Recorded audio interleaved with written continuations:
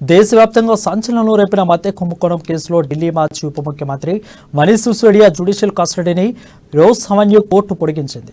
CBI కేసుకు సంబంధించి judicial కస్టడీకి ఏప్రిల్ 27వ తేదీ వరకు, ఈడీ కేసుకు సంబంధించి ఏప్రిల్ 29వ తేదీ వరకు న్యాయస్థానం పొడిగించింది. ఇక మద్యం కుంభకోణం కేసులో సిబిఐ ఫిబ్రవరి నెలలో సిసోడియాను అరెస్ట్ చేసింది. అంతకుముందు పలుమార్లు ఆయనను విచారించిన అనంతరం అతనిని అదుపులోకి తీసుకుంది.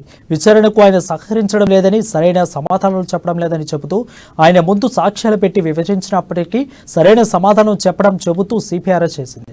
ఆ తర్వాత మార్చి నెలలో ఈడీ మనీ లాండరింగ్ కేసులో అతనిని అదుపులోకి తీసుకుంది. అతనిని ఈడీ తిహార్ జైల్లో విచారించింది.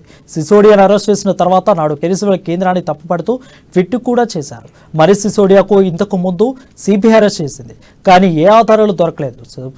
సోదాల్లోనూ డబ్బు గుర్తించలేదు.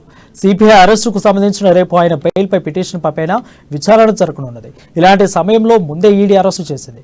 అంటే ఇక్కడ ఉద్దేశం ఏమిటంటే తప్పుడు కేసుల ద్వారా సిసోడియాను జైల్లో ఉంచాలని భావిస్తున్నారు ప్రజలు అని గమనిస్తున్నారు. ఖచ్చితమైన సరైన విధంగా బుద్ధి చెబుతారంటూ సిసోడియాను ఈడీ అరెస్ట్ చేసిన సమయంలో కేజ్రీవాల్ ట్వీట్ చేశారు.